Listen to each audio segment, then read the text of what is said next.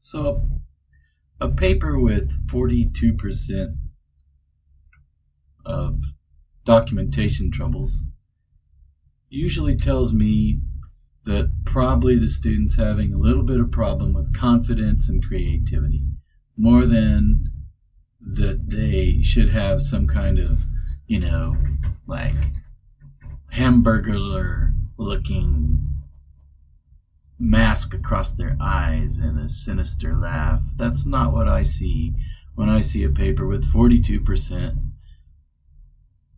of this problem. Again, let's look at this example. On this first page of the paper, there are 3 big blocks of text that have been lifted from other environments. And honestly, it looks as if the student is making an effort on this third one to try to indicate a source, which is great. That's exactly what we want. But Turnitin is telling me that a lot of this stuff is not original work. We want original work.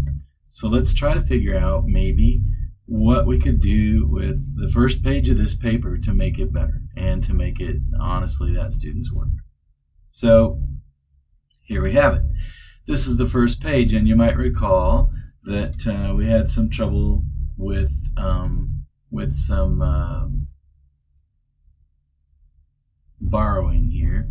So where in the original source it says, or in the Turnitin report it says that all of this stuff here is taken from the source.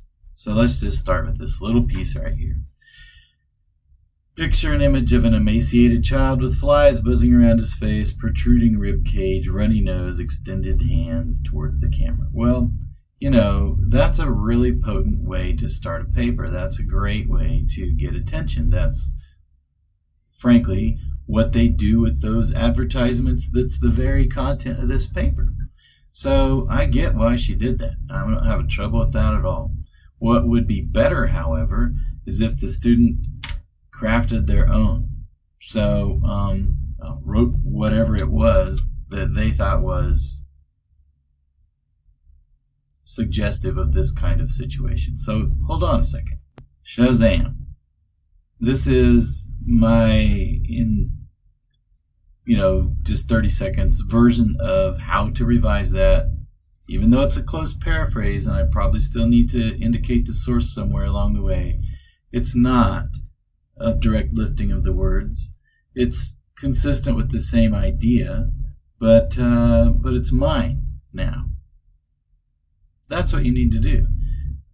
Now, since the bulk of the rest of the paragraph is also from that source, it would be a good idea to contribute or to attribute the source. But even so, there's all of this that again is directly taken from the source. Now, how do you decide whether you should, like in yellow, rewrite it or paraphrase it, or in gray, quote it directly? Well, because that's really what we're talking about here. She could not possibly leave this big block of text completely sitting here as if it was her own.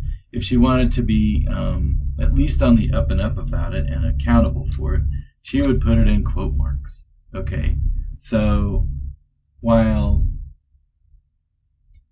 that would get one out of the accusation of plagiarism, and then of course the source, whatever it might be,